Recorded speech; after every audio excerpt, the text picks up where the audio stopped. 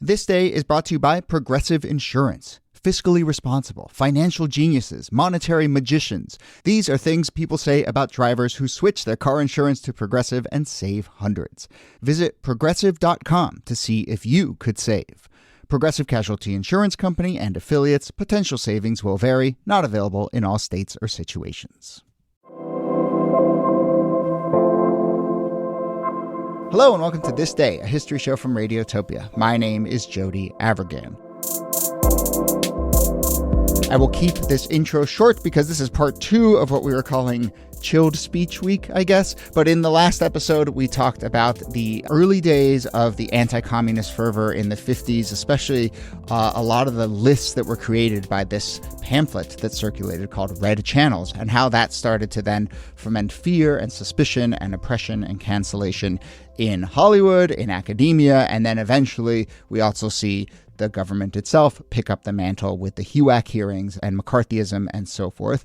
Now we turn our gaze to another era of chilled speech and a sort of mania about public speech, and that is the time after 9/11. Here, as always, Nicole Hammer of Vanderbilt and Kelly Carter-Jackson of Wellesley. Hello there. Hello, Jody. Hey there. So we lived through this, we remember it, but I will confess that even in rounding up some of these examples, I'd forgotten a little bit of how wild and woolly things got in the weeks and months and years after 9/11. Really woolly. I mean, one of the sort of lasting sort of memories for me is just suddenly everything was blanketed in red, white, and blue flags. Like, you turned on the television, there was just flag iconography everywhere. This is when cable news channels, but especially Fox News, they just start draping their sets, not just in like the breaking news things, but they're just flags. And there's this real sense of a kind of, I mean, people were moved, right, to express their grief and to express a sense of belonging. But there was also some compulsory patriotism going along around, which didn't make people feel more great. than the Olympics, like way more than the Olympics. Like it was pretty excessive. And I always think this stuff is telling, like during political campaigns, like when you look at people's like posters or signs that they have outside of their homes. But I feel like that flag moment was everywhere. It was almost like if you didn't have a flag outside your doorstep, like, well, why not? You know, like, oh, you don't love this country. You know, it kind of got a little crazy. Yeah. Well, this was the era of the flag pin, right? And people like Barack Obama actually got in trouble for not displaying their flag pins prominently enough, which is kind of the compulsory part of it. Yeah, we'll go through some of the specifics here, but it is that mix of both like, why aren't you saying the right thing? Or did you say the wrong thing? But then even just kind of like, people really overreaching in terms of what would count as sort of like supplicant patriotism or whatever. I mean, you know, one of the things that really jumped out at me was like Clear Channel, which is this sort of massive radio network. You know, they circulate a list of 164 songs, which might be considered too upsetting to play on the radio after 9/11. And they're just songs that kind of have references to airplanes and fires. And then also the song Imagine, which is like, whoa, you know, but Because it's communist. Yes, I suppose so. But like, even just that, you know, people might be triggered by this, you know, it's like, and that's not like adding to a moment of national unity or a conversation about kind of what happened to our country. That's just like weird. It is crazy. Weird corporate overreach. That like one of my favorite bands that Nathaniel and I love is called Explosions in the Sky. And they're fantastic, but they even had cancellations because people are like, Explosions in the Sky? No. And it's like, that's the name of our band. We can't do anything. Like, it's just, but people were that sensitive about the messaging that was coming across. I mean, speaking of bands, you know, actually Tuesday, 9/11/2001 was like a really great day for the release of albums. Jay-Z's The Blueprint came out that day. Bob Dylan's Love and Theft came out that day. There was a Nickelback album that came out that day. But You were first in line. But also supposed to come out that day was an album by a band called The Coup, which I'm a big fan of. They're a hip-hop group. Boots Riley is a member of it. He's done a lot of really great movies lately. They're like avowedly communist band. They're incredibly progressive. They also just make great music. But their album cover, do you know the story? Their album cover was literally the two of them, an image of the two of them blowing up the Twin Towers. And it was supposed to come out on 9/11, and rightfully so. They scrapped that one. I mean, that's okay. I'm gonna give you that. I'm gonna give you that. Oh my God. Yeah. But it's I can see delaying that one. It's literally the two of them on the cover with like a big red button, and the Twin Towers are like yikes behind them. And it was supposed to come out on 9/11/2001. It's like, this is exactly the kind of thing that feeds all of the conspiracy theories around 9/11, right? Yeah, totally. Okay, well, let's get into some other specific examples, sort of a mix of, I would say, really scary stuff and what I would call mania. So I think, we're living now in the moment, and, I don't know, we're recording this a couple days before people are listening to it, but at this moment, Jimmy Kimmel has been suspended for his comments in the wake of the Charlie Kirk assassination.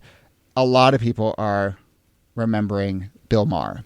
And so what did Bill Maher say? We were, this is just for listeners to understand, this was the specific story that we were thinking of doing. It's always been on our list. Bill Maher gets fired for his comments after 9/11, and now we're rounding it up into this larger two-part conversation. But what did Bill Maher say in the wake of 9/11, and what happened thereafter? I want to take a step back to sort of like set the scene of this. So politically, please do, Nikki. That is an entirely other show. But Politically Incorrect had become this massively popular show. And it started off at Comedy Central. It gets picked up by ABC because it's so popular. And Maher had, as one of his frequent guests, he'd always have all these conservatives on. And one of the people who he would often have on was Barbara Olson, who was a member of some anti-feminist groups. And she was killed on one of the planes in 9/11. And so their first show back, they have an empty seat for her.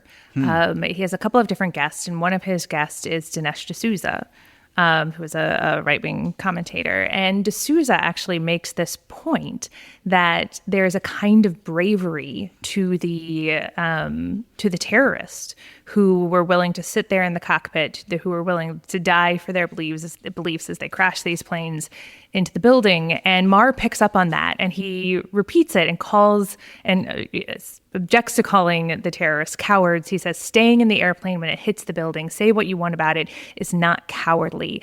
And he, in fact, compares it to U.S. war making, saying what's really cowardly is to be thousands of miles away lobbing bombs. I remember that. And God, I remember that, yeah. You could imagine. Does not go over well. And he ultimately apologizes. I think his show is suspended maybe for a few days at the time. And then less than a year later, it's canceled. And all of those things get wound together with this idea that, like, Maher went too far. He offended too many people. He shouldn't have said that after when people were still in mourning, and therefore deserved to be kicked off air. What was the kind of pressure that was, I mean, in real time, I think the audience, I went and watched the clip. The audience realizes Bill Maher kind of said something a little provocative. But I think, Nikki, to your point, like, Dinesh D'Souza sitting right there had made that point just before. And make what you will of Bill Maher. You can have your opinions about Bill Maher, but like, he tries to create a show in which people are willing to kind of like needle and probe and have these provocative ideas. So what does this say about the fact that like there was such instantaneous blowback? I mean, there was so much pressure at the time. It's hard to kind of recreate for people. Like every commercial had been remade so that it was about Americans in mourning. All the car commercials, because suddenly interest rates were 0% because they were worried about the economy tanking. Networks pulled down all of their programming. Cable channels pulled down all of their programming for days so that people could either watch the news coverage nonstop or just didn't have any other options as to what they were going to watch. They changed the content of shows that were running on television so that people wouldn't be triggered. There was this sense that, like, you had to be marching along to the same beat, that we were in mourning and there was a proper way to mourn and there was an improper way to mourn. And if you fell on the wrong side of the line, advertisers were going to run because they didn't want to be associated with that. Networks were already pretty testy and trying to figure out how best to sort of meet the national moment. And they were going to be pretty hair trigger about things. So there wasn't really a lot of room for dissent, and there wasn't really a lot of room for a lot of comedy about it. And both of those things got a lot of blowback. There wasn't a lot of room for even questioning. I mean, even for people who were like, well, why did we bring this? Did we provoke this? Like, can we talk about sort of like the larger context in terms of how the United States fits into this moment? Like, you couldn't even really have those conversations without people sort of like, pouncing on you about having the curiosity to sort of say, can we go deeper down this hole in terms of why are we in this situation? And so people felt very skittish about what to say. So comedy is absolutely off the table if curiosity can't even be on the table. And there were like a million think pieces about, is comedy dead? Is this the end of irony? All of that stuff, right, coming out of the 90s and so forth. And, to some extent, certainly in those early first few days and weeks, it certainly felt like just keep your head down. Yeah, and even long after that. I mean, for me, like one of the big through lines was, you couldn't criticize U.S. foreign policy. That was a big one. But you also couldn't criticize President Bush. He becomes the avatar for U.S. decision-making, for patriotism. And so people start losing their jobs, right? Journalists get fired, professors get fired. Then called the Dixie Chicks, they get essentially canceled through pretty concerted monopoly power of radio stations. Phil Donahue loses his job. Like, everyone's losing their jobs. The Chicks, to me, was like, first of all, I think about the Chicks fondly because I was never a big country music fan. And then when all of this started going down, there was like a documentary I think that they made about their political moment. And when I watched the documentary, I was like, oh, actually I like their music. Oh, I think I like country.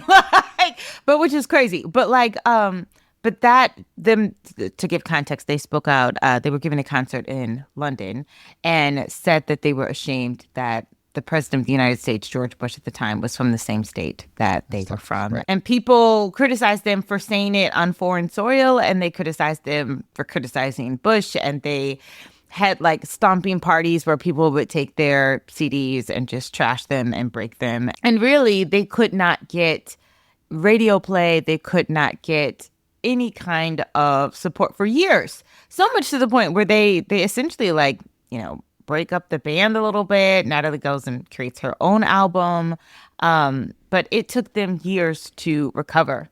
And when they come back, they are no longer the Dixie Chicks. They are the Chicks, right? They've really kind of evolved. I think we've talked about doing a proper episode and deeper episode on just that incident. It is worth pointing out that took place in 2003, and their comments were really about the kind of march to war, And I think pretty quickly after 9/11, I know we're focused here on the kind of days and weeks, but pretty quickly people understood where this was all headed and started to have conversations about a misguided war, especially after the war in Afghanistan, what was going to come next, which was Iraq. But I think it shows that this kind of chilling effect and this you can't criticize this president extended all the way, even into the sort of next phase, which was not just the sort of immediate mourning of 9/11, but this very misguided war that a lot of very smart people saw the writing on the wall with it. And so even then they were kind of canceled in that regard. And you have to think that pressure also mattered when it came to how bipartisan all the legislation was that came out in the days, weeks, years after. Here I'm thinking about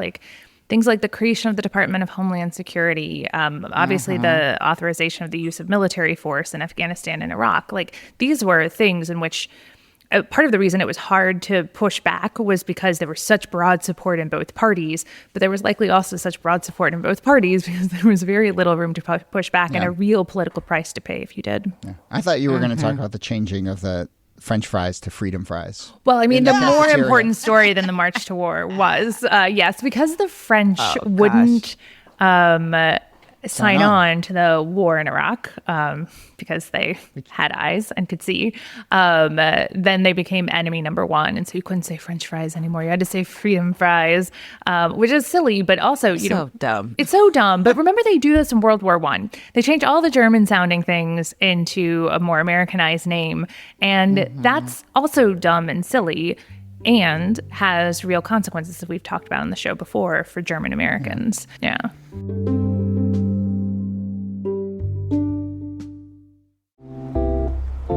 Well, folks, it happened. It's here. Fall is in full swing, and it is the perfect time to refresh your wardrobe with pieces that feel as good as they look. Luckily, Quince makes it easy to look polished, stay warm, and save big without compromising on quality. I am turning to Quince for all my fall staples that actually last. You've heard me talk about Quince on this show. You've heard me talk a lot about linen. Linen time, though, is over. It is now time for wool, denim, and even, dare I say, cashmere. Look, I never thought cashmere would be part of my life, but with Quince, there are actually pieces like cashmere sweaters and scarves and hoodies that are really nice and affordable. A 100% Mongolian cashmere sweater from $50. There's washable silk tops and skirts, perfectly tailored denim, all at prices that continue to blow me away. So keep it classic and cozy this fall with long-lasting staples from Quince. Go to quince.com/thisday for free shipping on your order and 365-day returns. That's QUINCE.com/thisday to get free shipping and 365-day returns.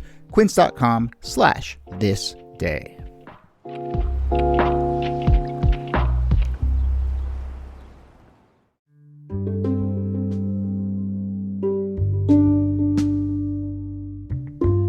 I know we're jumping around a little bit from like the kind of days and weeks after 9/11 to the sort of next couple years, especially as we get into the anti-war thing, but they all do really flow together. But, you know, coming back to the immediate wake of the war, there are a couple journalists around the country who do get fired. I mean, there's a New York Times article from like just a few weeks after 9/11 that just kind of rounds up a lot of these examples, including Bill Maher. But, you know, there was a journalist in Texas City, Texas, who was critical of President Bush for kind of flying around the country like a scared child, as he wrote. And the paper got tons of complaints. The publisher apologized on the front page.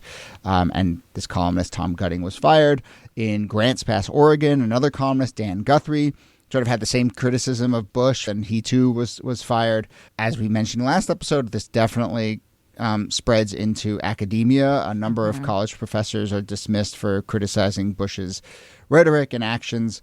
And then jumping ahead a little bit as we're sort of in this march for war, I had completely forgotten about this one, but it's kind of incredible and feels actually, of all the things we've mentioned, sort of the most parallel, weirdly, to the one we're in right now. But the Baseball Hall of Fame was set to do a screening of the movie Bull Durham on some anniversary of Bull Durham, and they were going to have Tim Robbins and Susan Sarandon there, and they end up canceling the event.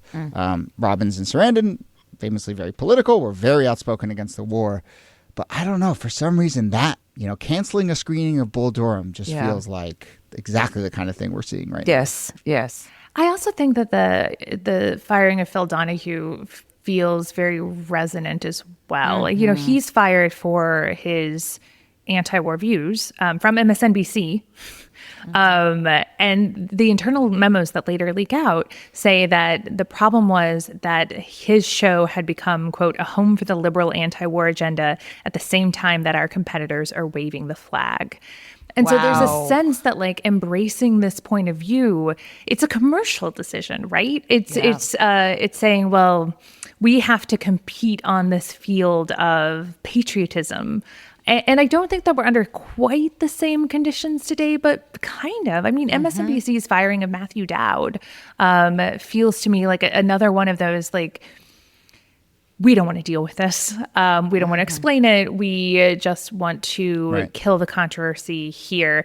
It feels deeper with Donahue in some ways because it's not as reflexive. It really is just saying we can't be the station that carries anti-war views, which is bigger, more problematic, I think. Yeah, it's kind of stunning to read that as their own self-justification. Not, we are facing a lot of public pressure or whatever. It's more just like, we really don't want to be the home for this anti-war But I agenda, think that's what people expected from Phil Donahue. I mean, there are so many things Phil Donahue could have been let go for.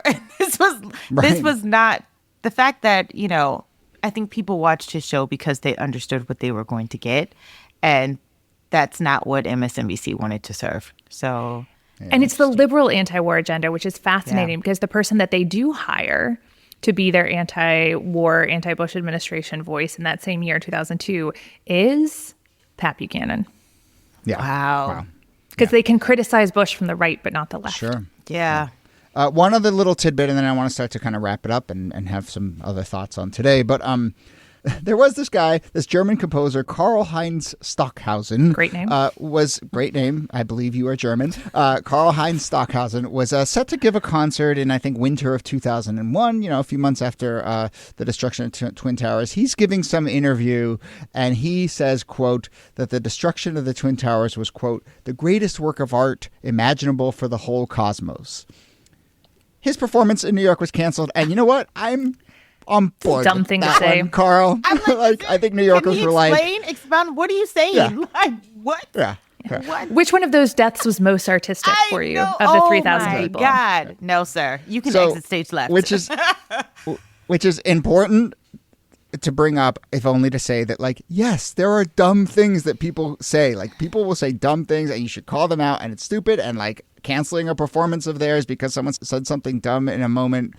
And wildly insensitive in a moment, it's like understandable. And, people are saying really dumb stuff right now, too. And of course, the question is just when does it tip over into this larger project to stamp out voices and really erode the kind of first principles of free speech. And I think that one of the ways you see that, a sign of that, is when government starts to actually get involved. And so when we look back at 9/11, I mean, one of the really important things to remember is, yes, there's like this whole cultural stew of people saying things on TV and the Clear Channels and the MSNBCs of the world scrambling and not being really sure. But the government was involved too. And there is this quote from White House Press Secretary Ari Fleischer at the time.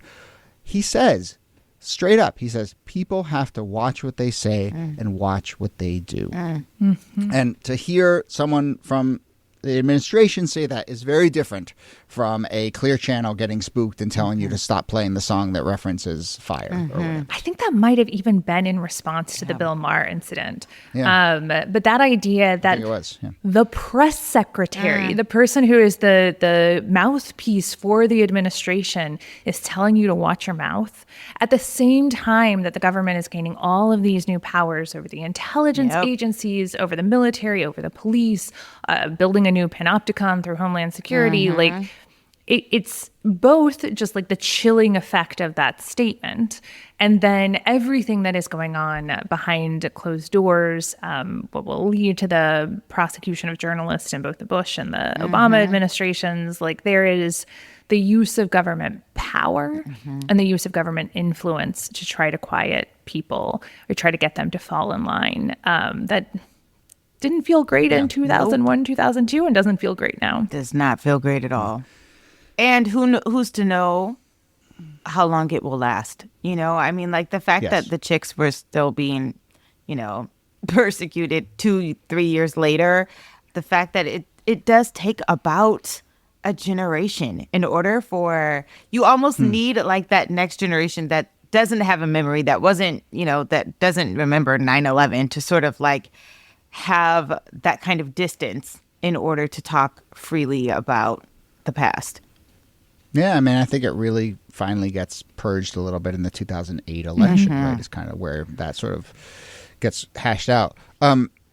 We should say one other very serious component here in the wake of 9/11 is, first off, the amount of violence against Muslims and Muslim Americans is through the roof. But also, when we talk about the sort of cultural component, this was the era we have to remember. And to your point, Kelly, it lasted for a long time, where it was like, if you were going to be a Muslim or even a brown person on TV, you had to like disavow violence for 5 minutes before they let you say anything else, right? And this idea that there's an expectation that everyone needed to kind of like denounce what happened at 9/11 before you would even get a chance to contribute to the public discourse was kind of really insidious. And I will say, one of the things I think is likely to happen is I think every trans person is now going to be asked to account for this, the purported sins of their community. And it's just like, yes. I think we see that pattern play out. Dangerous.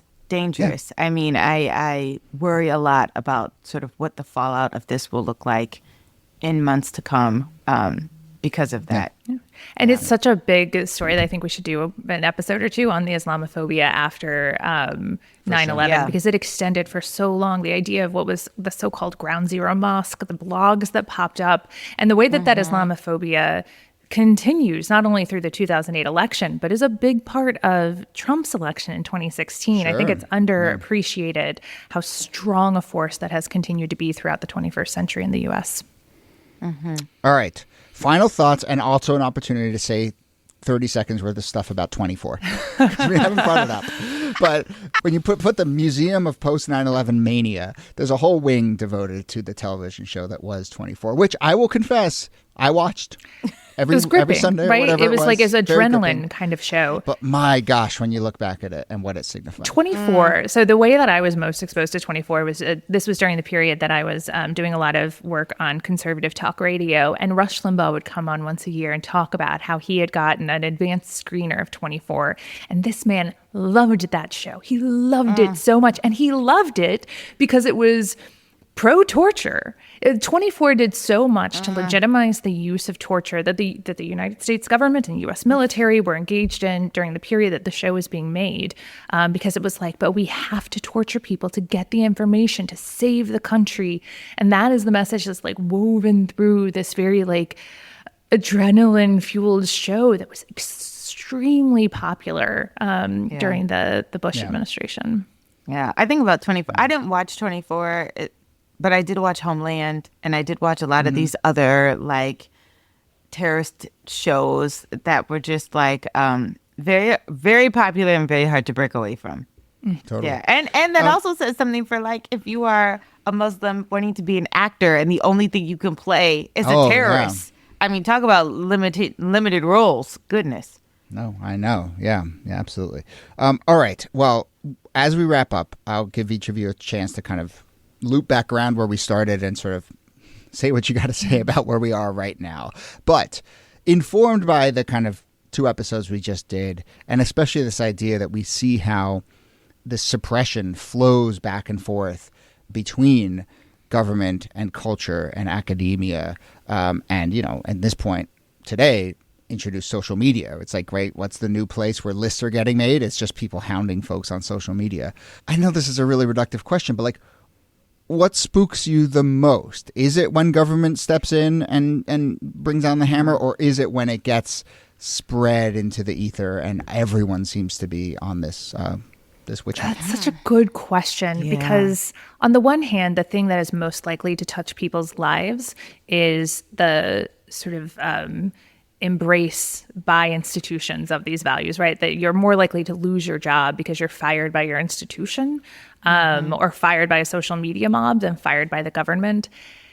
And yet, one of the most important realities of the present era is the consolidation of state power in a way that threatens future elections, that threatens the future of democracy, that threatens people's lives both at home and abroad.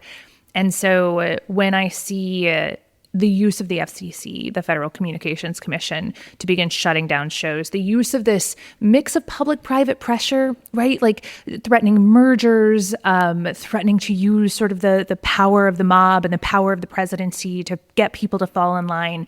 That worries me so much because it's marching in a direction, as you were saying, I think at the beginning of the last show, Jody, that we're running out of American precedent and having to reach abroad for understanding what that consolidation of power means.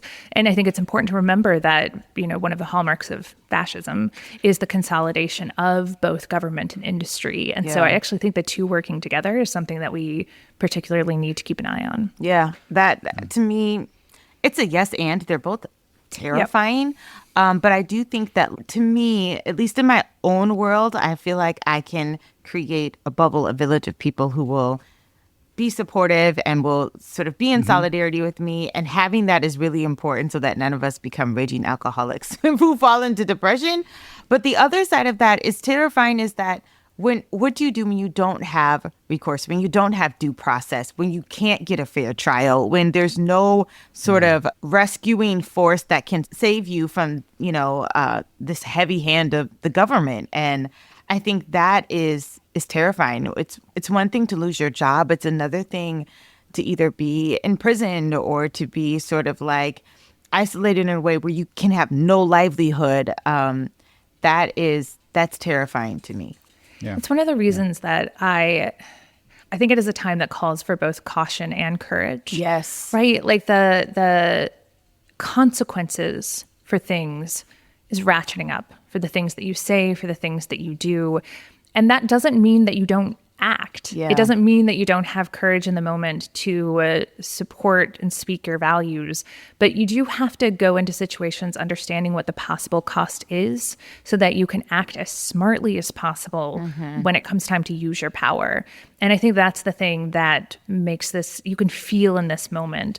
It can be very easy to sort of retreat into your shell. And there's a self-preservation reason for that makes a lot of sense, right? I don't think any of us want to be sent off to CCOT. Yeah. But I also think that we're people who have values and want to talk about the things that matter to us and want to talk about what's happening to our government and to our society.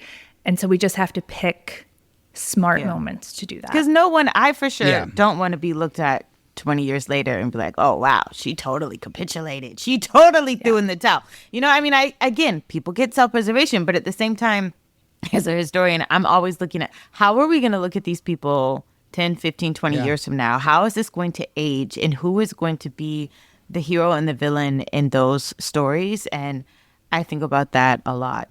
Mm-hmm. And when you think about the history, you know, I'm not trying to sort of mollify with history here, but like when you think about the history of some of these moments, you know, the 1950s, it did turn into the 1960s, and the 2000s did lead into the 2010s, you know, and the fever does often break through hard work, you know, through righteous people standing up and saying their piece and doing the hard work. But, you know, there will be a 10 years from now. And I think, Kelly, your point is very well taken. You know, how will you look back? So, yeah. All right. Well, that was really fascinating. I'm really glad we got to it. And I think, you know, it was I'm not going to say a nice excuse. It was an excuse to round up a couple stories we were planning to do anyway. But yeah, I'm glad we were able to sort of see those parallels and those through lines. Nicole Hemmer, thanks to you as always. Thank you, Jody. And Kelly Carter-Jackson, thanks to you. My pleasure. And listeners, I should tell you that if you are listening to this on the podcast for the first time, that means that you missed out on an opportunity to hear this and watch this early because we had put this out on the newsletter for our newsletter subscribers. And we're going to do a lot more of that, posting videos and posting exclusives and posting early glimpses on our newsletter. So as we leave, a chance for you to go sign up for the This Day Pod newsletter at thisdaypod.com and support the show and get all sorts of exclusive stuff. So we hope you join there and we hope you keep listening, and we'll see you soon. Gotta nip that FOMO in the bud. Exactly. This Day is a proud member of Radiotopia, a network of independent, artist-produced podcasts. Don't forget to sign up for our America250 Watch newsletter. Every Thursday, members get exclusive access to analysis and information about the upcoming semi-quincentennial, commentary from our team, and a list of fascinating things that happened that week throughout history. Join in, find out lots more at thisdaypod.com. You can also follow This Day Pod on Instagram, Blue Sky, and YouTube. Jacob Feldman is our researcher. Brittany Brown is our editor. My name is Jody Abergan. See you soon.